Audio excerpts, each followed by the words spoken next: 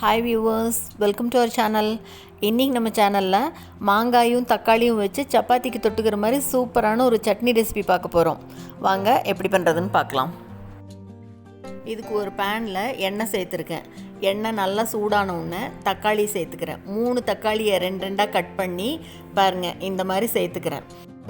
இது கூடவே 2 மாங்காயை பெருசாக அப்படியே 2 கட் பண்ணி அதையும் சேர்த்துக்கலாம். மாங்காய் நல்லா பச்சை காயாக இருக்கணும், அப்போ தான் நல்லாயிருக்கும் இந்த சட்னி.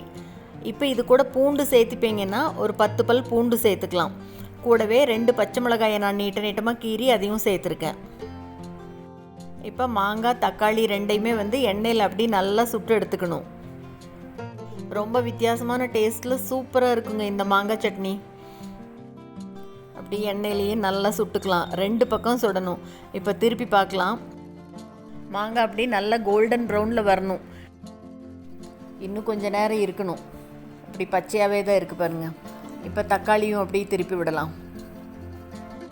தக்காளியும் நல்லா 2 பக்கம் சுட்டு எடுக்கணும். ஒரு 2 நிமிஷம் கழித்து மறுபடியும் திருப்பி விட்டுக்கலாம். தக்காளி இந்த பக்கம் நல்லா அப்படி தோல் சுருண்டு வந்திருக்கு பாருங்கள். இந்த அளவுக்கு இருக்கணும். மாங்காயை மறுபடியும் திருப்பி விட்டுடலாம். நல்லா அப்படி பொன்னிறமாக வர வரைக்கும் இருக்கட்டும். எண்ணெய் 4 டேபிள் ஸ்பூன் அளவுக்கு விட்டுருக்கேன். இந்த அளவுக்கு எண்ணெய் இருந்ததுன்னா தான் சரியாக இருக்கும். தக்காளி 2 பக்கம் நல்லா சுட்டு எடுத்தாச்சு. இப்போ இதனோட தோல் எடுத்துடலாம். தோலோடு அரைச்சா இந்த சட்னிக்கு நல்லா இருக்காது. தோல் அப்படி நல்லா எடுக்க வருது பாருங்கள். நீங்கள் இப்போ எடுக்கலைன்னாலும் நல்லா ஆற வச்சுட்டு அப்புறமா தோல் எடுத்துகிட்டு அரைக்கலாம்.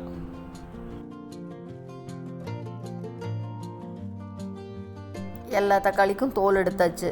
இப்போ மாங்காயை திருப்பி பார்க்கலாம். பாருங்கள், இந்த மாதிரி பொன்னிறமாக இருக்கணும். இந்த அளவுக்கு நல்லா எல்லாம் வதங்கினதுக்கப்புறமா இப்போ அடுப்பை ஆஃப் பண்ணிவிட்டு இதை கம்ப்ளீட்டாக ஆற விட்டுறணும். கை வச்சிடாதீங்க, ரொம்ப சூடாக இருக்கும். எண்ணெயில் வேறு சுட்டிருக்கோம். நல்லா கம்ப்ளீட்டாக ஆறுனதுக்கப்புறமா பாருங்கள், இந்த தோலை விட்டுட்டு உள்ளே இருக்கிற அந்த சதையை மட்டும் எடுத்துக்கலாம். நல்லா சூப்பராக எடுக்க வருது பாருங்கள்.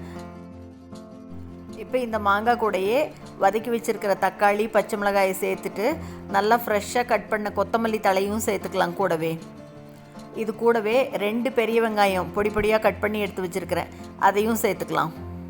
சட்னிக்கு தேவையான அளவு உப்பு சேர்த்துட்டு 1 டீஸ்பூன் அளவு மிளகாய் தூள் சேர்த்துக்கிறேன். இப்போ தண்ணி எல்லாம் எதுவும் சேர்க்காமல் மிக்ஸி ஜாரில் வச்சு ஒரே ஒரு ஓட்டி எடுத்துக்கிட்டால் போதும். ரொம்ப நைஸாக இருக்கக்கூடாது இந்த சட்னி. 1-2 ஓட்டி எடுத்துக்கலாம், அப்போ தான் நல்லாயிருக்கும். அவ்வளோதாங்க, ரொம்பவே சுலபமாக இந்த சீசனில் கிடைக்கிற மாங்காயை வச்சு சூப்பரான சட்னி செஞ்சாச்சு. ரொம்ப வித்தியாசமான டேஸ்ட்டில் அருமையாக இருக்கும். சப்பாத்திக்கு தொட்டு சாப்பிட்டு பாருங்கள். கண்டிப்பாக இந்த ரெசிபியை நீங்களும் செஞ்சு பார்த்துட்டு மறக்காமல் கமெண்ட் பண்ணுங்கள். இந்த வீடியோ உங்களுக்கு பிடிச்சிருந்ததுன்னா லைக் பண்ணுங்கள், ஷேர் பண்ணுங்கள், கமெண்ட் பண்ணுங்கள். மறக்காமல் நம்ம சேனலை சப்ஸ்கிரைப் பண்ணுங்கள். கூடவே பக்கத்தில் இருக்கிற பெல் பட்டனையும் தட்டி விட்டுருங்க. ஸோ நான் போடுற வீடியோ எதுவுமே மிஸ் பண்ணாமல் பார்க்கலாம். தேங்க்ஸ் ஃபார் வாட்சிங்.